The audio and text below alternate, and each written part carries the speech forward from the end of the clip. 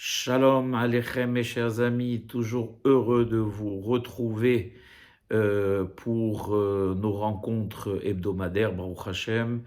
Eh bien, nous sommes qu'à quelques jours de Purim, et bon, le jeûne d'Esther, je vous rappelle, sera mercredi, Be'ezat Hashem, commencera pour Casablanca, si je ne me trompe pas, à 6h25, et se terminera à 20h05 ou 20h10, il faudra vérifier. Pour Paris, si mes souvenirs sont bons, commencera le jeûne mercredi à 5h27 et terminera vers 19h30, mais enfin, vérifiez, je vous en prie. Jeudi sera pour nous tous la fête de Purim, sauf pour Jérusalem, ce sera vendredi, et les Harim ou Kafot Homa, ça je l'ai déjà indiqué lors de mes cours sur la halacha. Alors, ça sera le deuxième et dernier cours de Purim, Ad Hashana Ba Be'ezat Hashem, mais j'espère qu'avant le temple sera reconstruit, et donc Be'ezat Hashem, même si la fête de Purim est éternelle, comme le dit la Megillah d'ailleurs elle-même, eh bien, elle ne se fêtera pas dans les mêmes conditions, et ça sera bien sûr, quand le temple sera Be'ezat Hashem construit, une autre ambiance. Alors, comment j'ai intitulé le cours d'aujourd'hui? C'est un titre qui va vous paraître un peu bizarre, mais qui, je vais l'expliquer, nous montre combien les tzadikim sont puissants et combien il faut être lié à eux, et surtout combien il faut les écouter. Le cours d'aujourd'hui est intitulé Joseph, le tombeur de Haman. Alors, Haman et Joseph, il y a quand même une différence de plusieurs milliers d'années. Joseph, vous savez qui c'est. Et Haman, vous savez qui c'est. C'est celui qui a voulu le Harog al-Abed, Tav Venashim Beyom Ehad, le 13 Adar, Tzorer Hayudim, Haman Ha'agagi, Ben Hammedata, Ha'agagi, le descendant de Amalek, comme je l'ai expliqué dans mon cours précédent. Et qu'est-ce qu'il a à voir avec Joseph? Joseph, notre frère, le fils de Yaakov Avinu, qui a été vendu. Eh bien, pour comprendre le lien qui lie le peuple d'Israël dans son entièreté, on va rentrer dans les détails, Be'ezat Hashem, et expliquer que tout est lié. Chez nous, tout est lié, on est tous liés à nos ancêtres de manière profonde, et les actes qu'ont réalisés nos ancêtres, eh bien, ils les ont réalisés pour nous. C'est ce qu'on appelle Maaseh Avot, Irshu Banim. Ça veut dire que si on expose ça de manière littérale, ça voudrait dire que ce que font les parents, les enfants en héritent, mais de manière plus profonde, c'est ce qu'ont réalisé potentiellement nos ancêtres, eh bien nous, aujourd'hui, nous en héritons. Eh bien, on l'a vu plusieurs fois dans ce qu'a fait Avraham Avinu, dans ce qu'a fait Yitzhak Avinu, dans ce qu'a fait Yaakov Avinu, où ils ont préparé le terrain pour leurs descendants. Eh bien, exactement la même chose dans ce cours. On va voir que Joseph a préparé, ce tzaddik kadosh a préparé la Yeshua, la délivrance à ses descendants. Et comment a-t-il fait? Eh bien, pour cela, on va devoir se reporter à l'histoire de Joseph, que je vous rappelle, a été vendu par ses frères par jalousie, ou plus profondément parce qu'il était pour eux Mored Bamalchut. On ne rentrera pas dans les détails parce qu'on n'aura pas le temps. Ayant été vendu par ses frères, eh bien, il s'est retrouvé en Égypte et a gravi, est sorti de sa prison, a gravi les échelons, il est passé par la maison de Potiphar, et quand il a interprété le rêve de Pharaon, il a été nommé vice-roi d'Égypte, et il s'est retrouvé, on va dire, empereur du monde, puisque Pharaon lui-même, Pharaon, lui avait donné les pleins pouvoirs. Et donc, il avait un pouvoir de vie ou de mort dans tous les domaines, et même dans le domaine de l'alimentation. Et bien sûr, la providence divine a voulu qu'il y ait une famine terrible dans la terre de Canaan, là où habitaient Abraham et ses fils, et que ses fils soient obligés donc de s'exiler, d'aller en Égypte pour acheter de la nourriture. Et bien sûr, ils se sont retrouvés face au vice-roi d'Égypte, qu'ils n'ont bien sûr pas reconnu, qui était Joseph, leur frère. Et Joseph a usé de tout un stratagème. On en a parlé longuement dans les parachiotes qui concernaient cette histoire. Et on a expliqué qu'il voulait, par tous les moyens, les amener à se repentir. Et donc, il a usé toutes les méthodes possibles et imaginables. Le cours d'aujourd'hui va nous montrer qu'en dehors du fait qu'il ait voulu amener ses frères au repentir, il a également créé les conditions plusieurs milliers d'années plus tard de la Yeshua au temps de Haman, de Ahashverosh Arachar et Hamavdil, de Mordechai et d'Esther. Et comment? Quand ses frères se sont retrouvés pour la première fois devant lui, et qu'ils bien sûr ne l'ont pas reconnu, lui bien sûr les avait reconnus, eh bien, il les avait accusés d'être des espions. Il leur a dit, mais la Gélimatem, vous êtes des espions, vous me dites que vous êtes venus pour acheter des céréales parce que chez vous, il y a la famine, mais je ne vous crois pas. Vous êtes rentrés de plusieurs portes différentes d'Égypte pour connaître exactement les entrées et les sorties, pour connaître les faiblesses de notre pays et pour le conquérir. Donc vous êtes des Meragelim. Bien sûr, Joseph savait très bien qu'il ne l'était pas, mais c'était justement le début de tout ce processus. Les frères, pris de panique, ont essayé de se justifier de plusieurs manières. Ils ont raconté qui ils étaient, qu'ils avaient un père qui était âgé, qui vivait en Eretz Kenaan, qui s'appelait Jacob, et qu'ils étaient eux-mêmes au départ 12, mais qu'un des frères n'était plus là, et bien sûr, il s'agissait de Joseph qui était devant eux, puisqu'il l'avait vendu, et le plus jeune vivait actuellement avec leur père en Eretz Kenaan. Donc ils se sont retrouvés à 10, un frère Binyamin qui était en Eretz Kenaan avec Jacob, et Joseph, le 12e, qui était en face d'eux.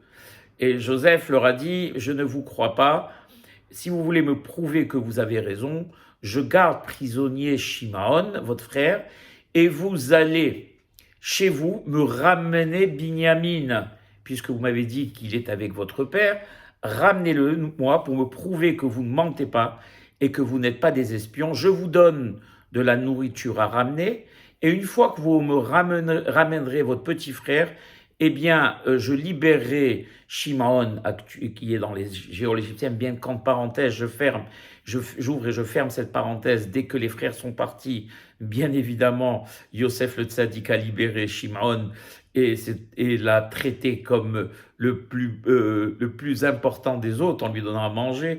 Il n'était bien sûr pas en prison, Hazver Halila. Mais enfin, pour les frères, il était en prison. Ils ne savaient pas que Joseph l'avait libéré. Je referme la parenthèse. Et donc, voilà, c'est comme ça que ça s'est passé. Il leur a dit, une fois que vous me ramènerez votre frère Binyamin, vous pourrez être libre et faire du commerce librement dans mon pays. Alors, la question que l'on pose, c'est que Joseph avait vécu lui-même un enfer quand il avait été vendu. Et l'enfer le plus grand pour Joseph, c'était de penser à la peine qu'il avait infligée et l'état dans lequel devait se trouver Jacob par son absence. Ça lui a fait plus de peine que sa situation à lui-même. Et on ne comprend pas comment il a voulu réitérer cela, réimposer cela à son père en lui prenant le bijou qui lui restait, c'est-à-dire, vous savez que Rachel, la femme qu'il aimait, Jacob, avait 2 fils, qui étaient un Joseph, qui avait été vendu, et Binyamin qui lui restait. Donc si on lui prend Binyamin, il ne lui reste plus rien de la femme qu'il aimait, Rachel. Comment Joseph a voulu imposer, pourquoi s'est-il entêté, on le voit dans le texte, pour dire à ses frères, il faut absolument que vous me rameniez Binyamin pour que je vous libère. Eh bien, pour comprendre tout cela, on va lire ici le Midrash de Esther, dans lequel il est marqué, Midrash d'Esther, dans lequel il est marqué Amar Rabbi Hanin nous dit, Man de Amar Hamana vatranhu, yevaterun me'ohi, aval ma'arich ruhe vegabedide. Je vais expliquer, c'est en araméen. Rabbi Hanin nous dit, celui qui pense qu'Akadosh Baruch Hu est conciliant, eh bien, que, je ne sais pas si on peut traduire ça en français, que de la même manière que vous pensez que Hakadosh Baruch Hu peut être conciliant et coulant, alors que les intestins de cette personne subissent le même sort, soit eux aussi coulants. Je ne sais pas comment on pourrait expliquer, en réalité, qu'il soit pas malade, mais enfin, voilà, pour qu'il ait pensé une chose pareille. Ça veut dire quoi? Ça veut dire que, eh bien, chez nous, dans le judaïsme, on sait qu'Akadosh Baruch Hu a imposé des lois et des règles, et on se doit de les suivre, et qu'il y a, comment dirais-je, comment on pourra appeler ça, un cahier de charges, et ce cahier de charges, on se doit de le respecter de la manière la plus stricte possible. Alors bien évidemment, on est des êtres humains faits de défauts et de hesronot, et il va nous arriver dans la vie, et ça s'est arrivé plusieurs fois à nous tous, de fauter. Le problème n'est pas tant de fauter, bien sûr c'est grave de fauter. Le problème c'est de penser qu'Akadosh Baruch Hu va, sans un effort de notre part de repentir ou de contrition, pardonner nos fautes et les abandonner, être conciliant au niveau de ces fautes-là. Or, celui qui pense une chose comme celle-là se trompe. Qu'est-ce qu'il dit ici, Rabbi Hanin? Akadosh Baruch Hu, son principe, c'est Ma'arich ruhe ungabedide. C'est-à-dire que s'il ne nous punit pas de manière immédiate, combien de fois on a fait des fautes conscientes ou inconscientes, et on n'a pas vu de punition venir. Eh bien, il ne faut pas penser que parce qu'on n'a pas vu de punition venir, qu'il n'y a pas les din velet dayan al-hamana, qu'il n'y a pas de juge et il n'y a pas de justice, que Dieu en préserve. Hakadosh Baruch Hu laisse le temps à la personne de se repentir et de regretter ses actes et de revenir vers lui. S'il le fait, tant mieux, Hakadosh Baruch Hu lui pardonnera. S'il ne le fait pas, il sera puni tôt ou tard. Hakadosh Baruch Hu encaissera ungabedide, ça veut dire il encaissera ce qui lui est dû, c'est-à-dire la punition proportionnelle à la faute de l'individu. De la même manière qu'on a un sahar pour une mitzvah, pourquoi ne se plaint-on pas d'avoir une récompense pour une mitzvah et on devrait se plaindre d'avoir une punition pour une avera. Voilà. Donc, voilà, c'est ce qu'il dit. Alors, il continue, Rabbi Hanin, et il dit, Amar lahem akadosh baruch hu la shevatim, akadosh baruch hu a dit aux shevatim, c'est-à-dire, donc, aux 10 frères qui ont vendu Joseph. Atem mechartem et achichem mitoch machal umishte. Vous avez vendu votre frère, et après l'avoir vendu, vous êtes assis, vous avez mangé, vous avez festoyé. On le voit dans le texte, d'ailleurs, si vous reprenez le texte. Eh bien, je vais vous faire exactement la même chose. À qui il s'adresse? Il ne s'adresse pas aux Shevatim. Il va s'adresser, bien évidemment, aux descendants des Shevatim, comme il est marqué, Hadaou dirtiv, ve'amelech ve'haman yashvu lishtot. Et Hamelech, donc Ahashverosh, une fois que Haman et lui s'étaient mis d'accord pour le sort qu'ils allaient réserver d'extermination, lo alenu, Alson et Israël, pour les Juifs à l'époque, eh bien, ils s'étaient assis, on le voit dans le texte, on va le voir tout à l'heure dans la Megillah, où ils sont assis pour boire et festoyer. Donc c'est Mida Keneged Mida, vous avez vendu votre frère, et non seulement vous l'avez vendu, mais vous n'avez pas trouvé mieux que vous asseoir et festoyer. On voit, j'ouvre une parenthèse et je la referme, il ne faut pas hasve halila, on n'a pas la stature de pouvoir juger. Nous, on ne répète que ce que disent les Hachamim, bien évidemment.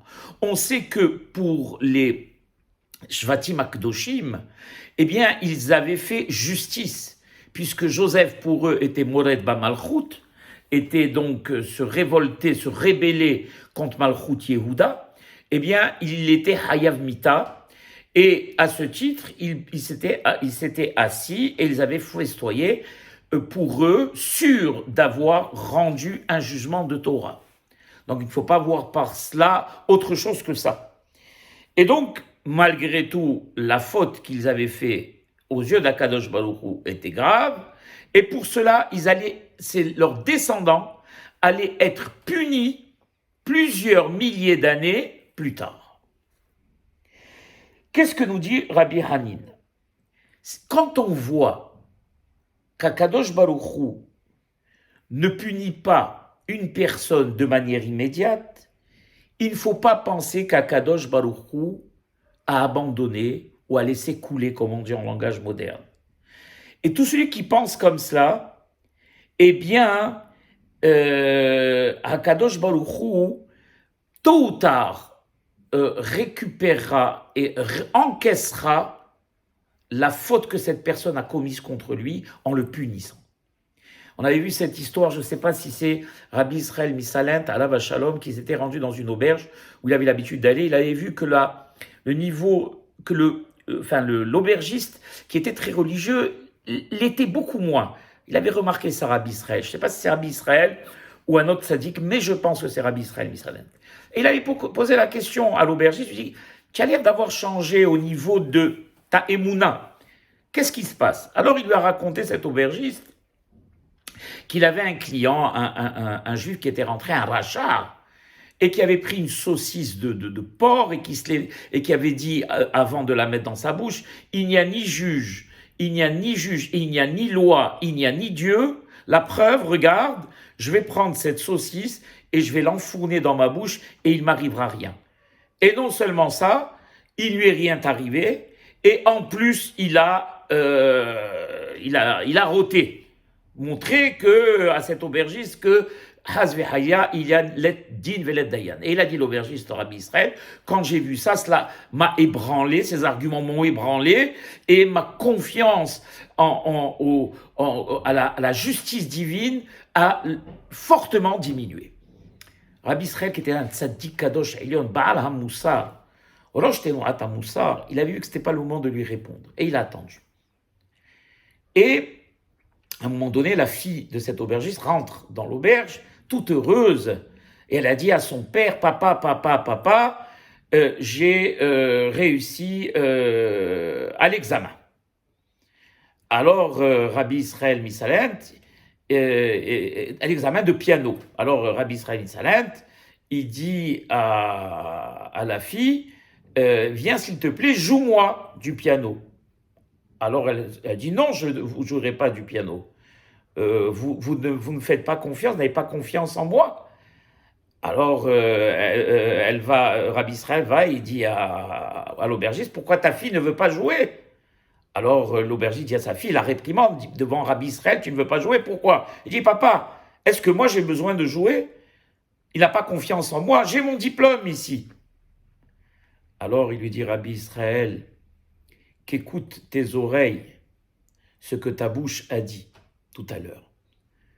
Tout à l'heure, ta confiance a diminué en Akadosh Baruch Hu, celui qui a fait sortir d'Égypte, qui a fait tous ces miracles, qui a montré sa toute-puissance, qui a montré qu'il pouvait punir les impies, et qui a montré aussi au monde qu'il n'y avait aucune force qui était supérieure à la sienne. Est-ce que tu crois qu'Akadosh Baruch Hu aura besoin à chaque fois de se manifester et de se remanifester et de se remanifester à chaque événement? On n'a qu'à, comme un Mavdil Tafi qui a ce diplôme, qui prouve qu'elle a eu sa maîtrise de piano, qu'elle sait jouer au piano. C'est comme si on rentrait chez un médecin et qu'on voyait un diplôme qui était accroché derrière lui de médecine et qu'on lui demandait de nous prouver qu'il avait réussi à son examen. Mais à partir du moment où il y a un diplôme qui est accroché derrière lui, ça suffit. D'accord? Et si on va le consulter, ça prouve qu'on a confiance en sa réussite. Il lui dit, Rabbi Israël, Akadosh Baruch Hu, son diplôme à lui, c'est la sortie d'Égypte. Il a prouvé qu'aucune force ne pouvait s'interposer et s'opposer à lui. Et tu crois qu'à chaque personne qui fera une avéra au travers des siècles, il devra intervenir, ouvrir la terre, l'engouffrer. Akadosh Baruch Hu, ma'arich ape ungabe dideh. il donne sa chance à chaque personne, même le plus impie, de la Hazor Bitshuva. Et si tu ne le vois pas de tes propres yeux pour cet impie aujourd'hui qui a mangé devant toi cette saucisse, crois-moi, s'il n'est pas Hoser Bitshuva et s'il ne se repentit pas, tôt ou tard, il sera puni pour cela. Donc ce principe est un principe, c'est le principe, à mon avis, le plus important de foi. Et à mon avis, c'est ce qui permet justement à Kadosh Baruch Hu de nous donner un sahar, une récompense. Parce qu'imaginons maintenant qu'à chaque mouvement, bon, on soit récompensé immédiatement, et chaque avera, on soit puni immédiatement. Où serait, dans ce cas-là, le libre arbitre? Le fait qu'on ne sache pas et qu'on continue malgré tout et qu'on revienne Bitchouva parce qu'on sait qu'on peut s'attendre fatalement à une punition prouve notre émouna en Akadosh Baruch. Et c'est ce que dit ici le tzaddik, c'est la première des leçons qu'il nous donne dans ce cours en nous expliquant qu'Akadosh Baruch Hu use de cette méthode et ne tombons pas dans le piège de penser qu'il s'est endormi Hasbe Halila ou qu'il est conciliant ou qu'il a laissé couler. Chaque faute est notée et chaque faute sera punie si on ne revient pas Bitchouva, comme chaque mitzvah est notée et chaque mitzvah sera récompensée tout au long de notre vie ou dans le monde futur, où nos enfants en profiteront, ou nos petits-enfants en profiteront, puisque comme je l'ai expliqué, nous sommes liés depuis Avraham Avinu jusqu'au Mashiach Tzidkenu Bimera Biamenu. Alors, on voit ici ce qu'Akadosh Baruch Hu a organisé. De la même manière que les frères s'étaient assis, ils ont vendu Joseph aux Midianim, et ils se sont assis pour manger. De la même manière, Haman et Mavdil et Ahashverosh se sont assis, et Ahashverosh a vendu les descendants de ceux qui ont vendu Joseph à Haman pour Aseret Alafim Kikar Kesef. Vous voyez ici comment Hakadosh Baruch Hu, parce que nous, quand on lit Sefer Bereshit et qu'on voit que Joseph a été vendu tout au long des parachutes qui viennent après, on ne voit nulle punition concernant ses frères. Aucun n'a été puni. Peut-on penser qu'Akadosh Baruch Hu, finalement, a renoncé à punir? Si on pense de cette manière, alors on n'a rien compris au système d'Akadosh Baruch Hu. Akadosh Baruch Hu peut attendre des milliers d'années, des centaines d'années, des générations et on va le voir aussi malheureusement à Tisha B'Av, où les Aseret Harugé Malchut, Rabbi Akiva, Rabbi Hanania ben Teradion, Rabban Gamliel, Hutzpit Ameturgaman, Rabbi Ishmael Cohen Gadol, où les Chachamim de la Kabbalah nous expliquent qu'ils sont venus pour être metaknim la faute de Mechilat Yosef. Vous le voyez d'ailleurs quand vous lisez les kinotes de Tisha B'Av, la kina qui concerne justement les Aseret Harugé, les Asara Harugé Malchut, dans lequel on explique. On voit ici qu'Akadosh Baruch Hu ne peut pas pardonner une faute aussi grave et qu'elle est potentiellement, la négativité de cette faute potentiellement continue à exister. Et si elle n'est pas résorbée par la tchouva, elle va être, reportée sur les générations à venir, comme on le voit ici, parce que quel lien, comme je l'ai dit en début de cours, on aurait pu attribuer comment on aurait pu lier Joseph avec Haman? Eh bien, maintenant on commence à le comprendre. Et donc, puisque tout est lié à la faute de la vente de Joseph, Joseph, qui était un tzaddik kadosh, qui était un prophète, savait le malheur qui allait arriver au Ham Israël des milliers d'années après. Et il se devait de préparer, comme on dit, hikdim refu'a la maka, préparer le remède avant la maladie. Et donc projeter la Yeshua et la délivrance aux descendants de ses frères qu'il avait vendus, en l'occurrence le Ham Israël, mais par qui la délivrance ne pourrait venir? Que par ceux qui n'avaient pas participé à sa vente.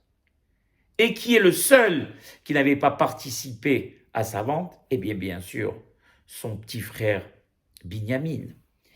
On pourrait penser aussi que Réhouven, lui aussi, n'avait pas participé à la vente, puisqu'on sait que Réhouven, quand il avait énormément regretté et il s'était mis de côté, il s'était repenti, il n'avait pas participé à la vente.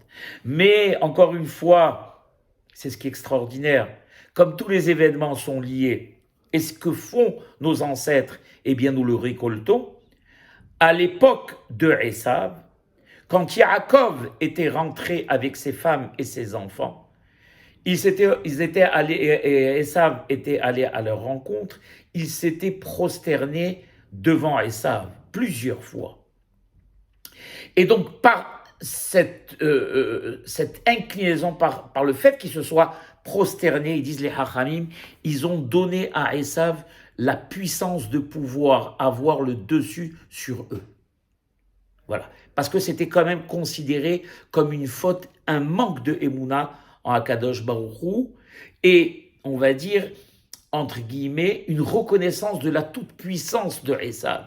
Et pour l'amadoué, eh bien, alors, bien sûr, il y a des Haramim qui vont nous dire que, en réalité, Yaakov ne s'était pas prosterné à Esav, mais à la Shechina, la présence divine qui venait à sa rencontre. Mais ça, on peut le penser pour Yaakov, mais pour les femmes de Yaakov et pour les enfants, peut-on le penser? Alors, qui s'était prosterné?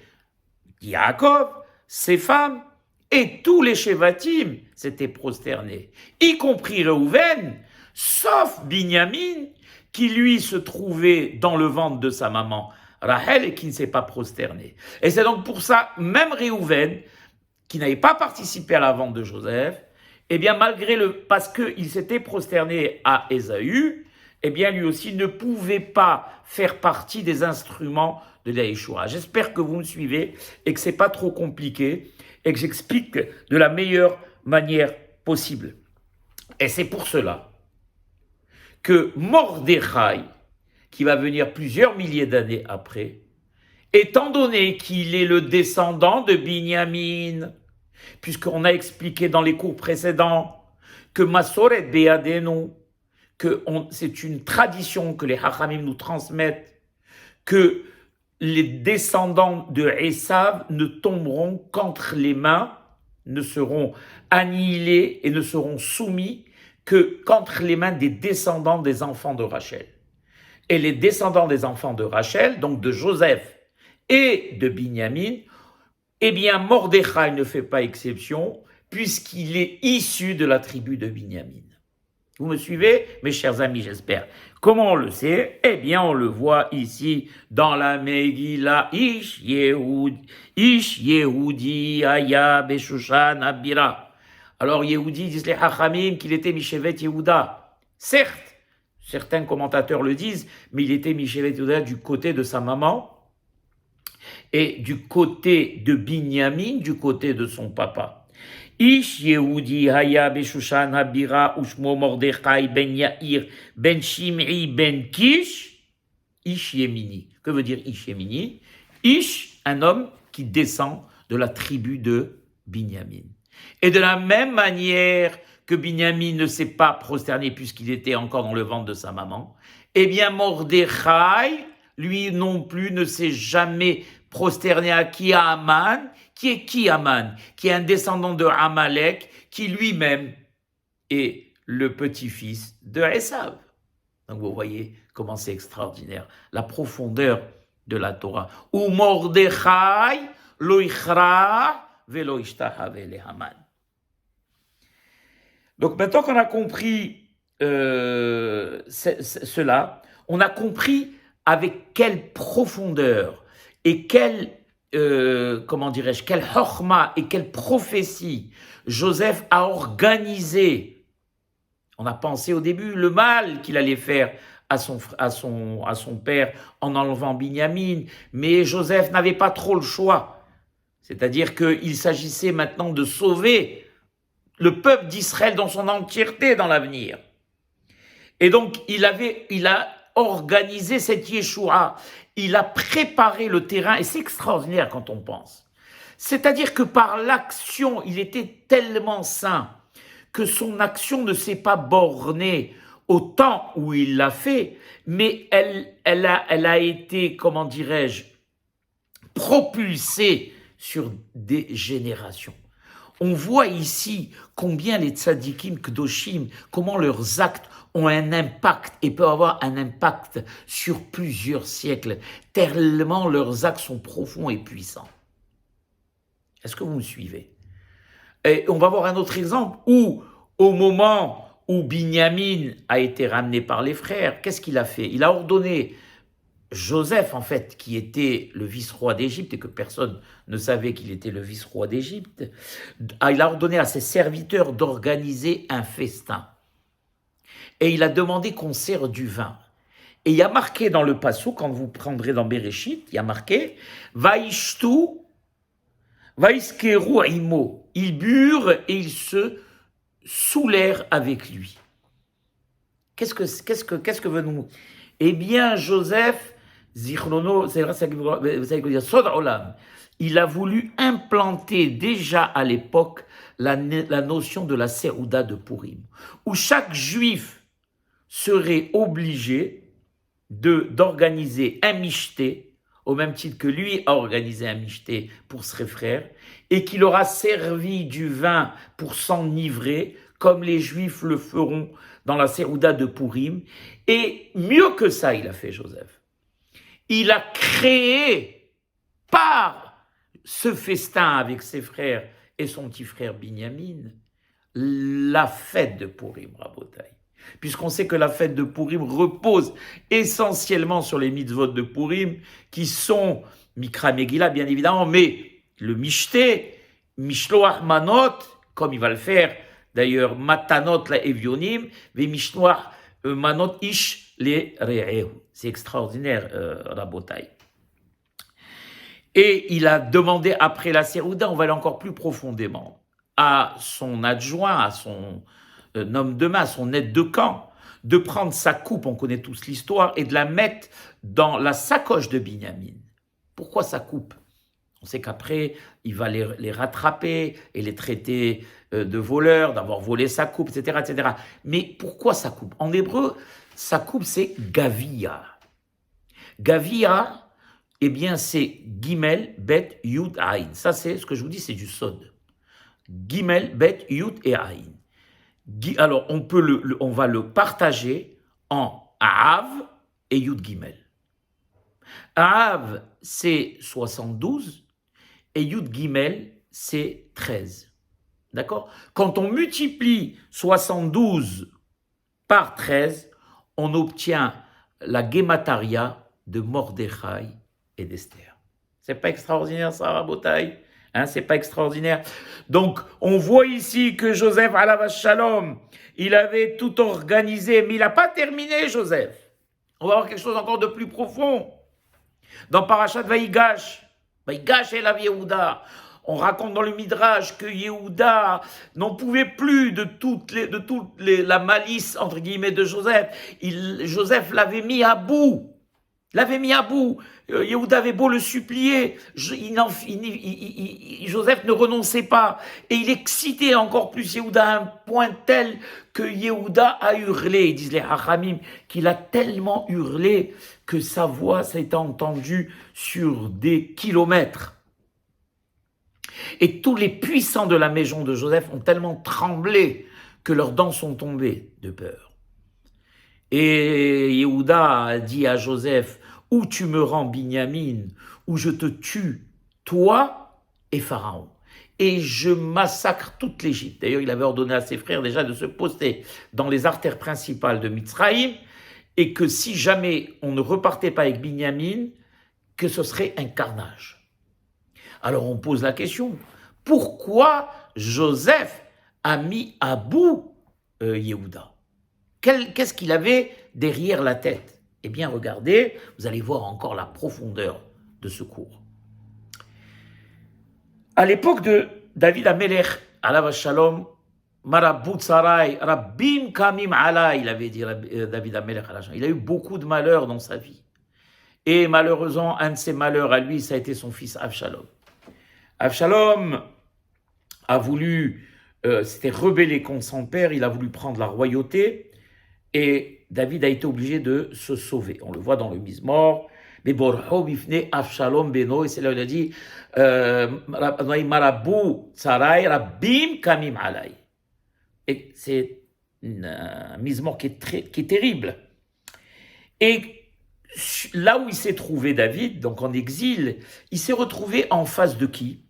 De Shimei ben Gera. Shimei ben Gera était un individu qui venait de la maison de Saül. On sait que Saül a perdu la royauté parce qu'il avait failli dans la guerre contre Amalek, et c'est David qui lui avait succédé. Donc bien sûr, Shimei ben Gera, qui aimait Saül, eh bien on voulait à David pour plusieurs raisons. Une des raisons, dit les Hachamim, qu'il avait accusé il ne devait même pas faire partie, il lui a dit, du Ham Israël, puisqu'on sait que David descend de Ruth à Moabia.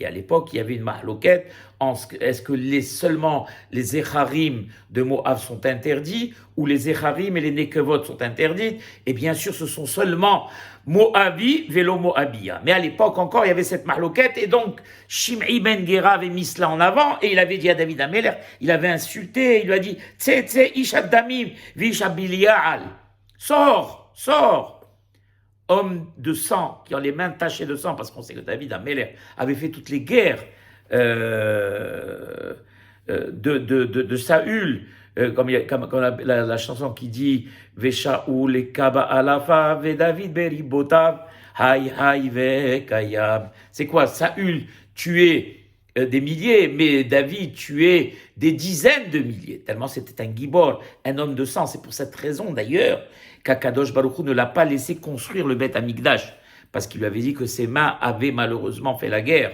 Et le Beth Amikdash est là pour amener le shalom. Et donc, quelqu'un qui a fait la guerre ne peut pas amener le shalom.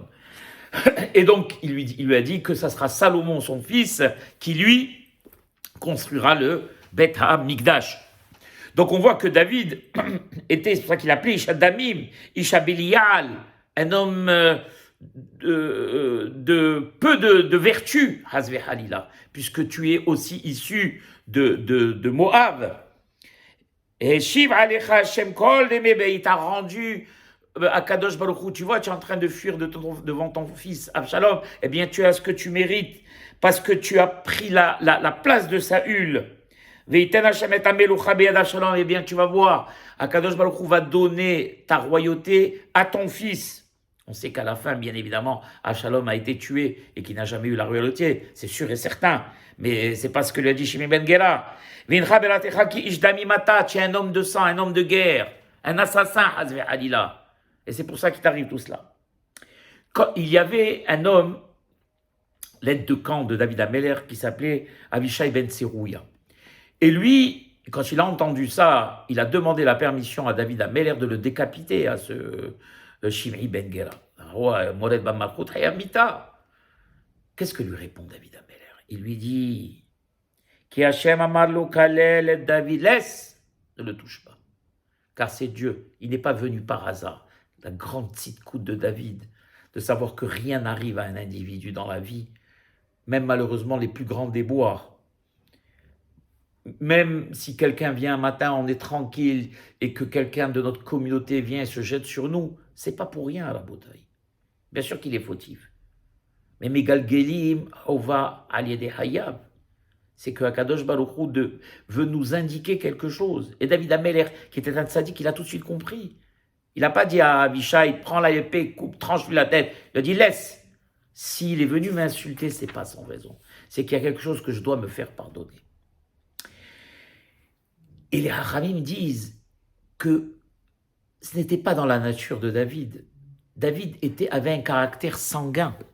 D'ailleurs, il était roux. Tous ceux qui sont roux, on l'a vu pour Esav, eh bien, c'est un caractère sanguin, qui sont enclins à se battre et qu'ils démarrent au quart de tour, comme on dit. Et que normalement, si David, dans son état normal, avait été dans un état normal, il aurait lui-même décapité. Parce que n'oublions pas que David était un guerrier, il a tué des milliers, des dizaines de milliers de personnes. Donc c'était un homme de guerre. Qu'est-ce qui a fait que David, eh bien, s'est retenu? Eh bien, les Hachamim nous expliquent la chose suivante, on va revenir à Joseph. Joseph avait vu dans le Ruach HaKodesh que Shimei ben Gera, qui a insulté David, serait un descendant, d'accord, serait, le géniteur, l'ancêtre, d'accord, de Mordechai. Puisqu'il y a marqué pour Mordechai, Beshanabira, Ushmo Mordechai ben Yair ben Shimei. Ce fameux Shimei ben Gera qui avait insulté David Ameler. Joseph avait prévu que ce même Shimei ben Gera devait donner naissance à Mordechai. Et ce Shimei, à l'époque où il a insulté David, il n'était pas encore marié, il n'avait pas encore d'enfant. Donc, qu'est-ce qu'a dit Joseph? Joseph savait que Yehuda allait donner naissance à David. Et David, qui avait avoir un caractère sanguin, aurait tué Shimei ben Gera, et il n'aurait pas permis à Mordechai de venir au monde, et donc de sauver le peuple juif. Donc, qu'est-ce qu'il a fait, Joseph? Il a fait expulser toute la rage contenue dans Yehuda, en l'excitant, et en le mettant à bout, pour que son descendant, qui est David, puisqu'on sait que David est descendant de Yehuda, à ce moment donné, où il rencontrerait Shimei ben Gera, n'ait aucune colère contre lui et le laisse vivre, et par là donc, lui permettre de se marier à ce Shimei, d'avoir des enfants et de donner dans sa descendance Mordechai. Donc on voit, c'est quelque chose d'incroyable ce que je suis en train de vous raconter à la bataille. Je ne sais pas si pour la plupart d'entre vous, vous le saviez, en tout cas moi je ne le savais pas, et c'est là où on apprend la force du tzaddik. Et ce n'est pas terminé. Joseph a conclu tous ces actes au moment où il s'est dévoilé à eux. Il les a bien sûr réunis et ils disent les Hachamim, qu'est-ce qu'il a fait? Il a offert une tunique à chacun des frères et il a offert 5 tuniques à son petit frère Binyamin. Alors on aurait pu penser que l'histoire se répète, parce que qu'est-ce qui a amené les frères à vendre Joseph? Eh bien ça a été, on va dire, la tunique qu'avait offert Yaakov à Joseph, et avait excité donc la jalousie des frères, montrer la différence. C'est pour ça qu'il ne faut jamais faire de différence, Hazve Halia, entre les enfants. Jamais. Ça peut créer des situations très très graves, que Dieu en préserve. Eh bien, il avait offert 5 tuniques à Binyamin. Et pourquoi il a offert 5 tuniques à Binyamin? Eh bien, parce qu'il a voulu lui montrer, pas directement à Binyamin, bien évidemment, mais préparer le fait que son descendant, qui était Mordechai, sortirait lui-même de chez Ahashverosh de la façon suivante, comme il y a marqué, où Mordechai yatsa milifnei hamelech belevush malchut techelet vehur ve'ateret zahav gedula ve'tachrich butz ve'algaman ve'a'ir shoshan. Il est sorti avec 5 tenues, ces 5 tenues qui avaient été données à son ancêtre Binyamin par Joseph, quand Joseph s'est dévoilé. On voit ici l'énergie qu'a développée, la préparation qu'a développée Joseph pour qu'elle serve cette Yeshua plusieurs milliers d'années après. D'où l'impact terrible qu'ont les tzadikim. Et quand un tzadik dit quelque chose, même si c'est quelque chose, puisqu'on a nous une vue courte, qui nous paraît pas cohérente, Hazve Halila, eh bien, dès qu'il nous demande de faire quelque chose, un tzaddik, on doit s'exécuter sans chercher à comprendre. Parce qu'il voit l'Umerahok, sa vue est très loin, il voit très loin le tzaddik. Comme Yosef sur plusieurs siècles, comme le Baba Saleh ala Shalom, comme tous les grands tzadikim qui voyaient sur plusieurs siècles, comme le Hafez Haïm qui avait prévu la Seconde Guerre mondiale, et comme beaucoup de tous nos tzadikim qui ont le Ruach HaKodesh. À l'époque du Beth Amikdash, le Kohen Gadol, il avait un pectoral qu'on appelle le Hoshen. Et vous savez, sur lui, sur le Hoshen, il y avait les noms des Shevatim, il y avait des lettres.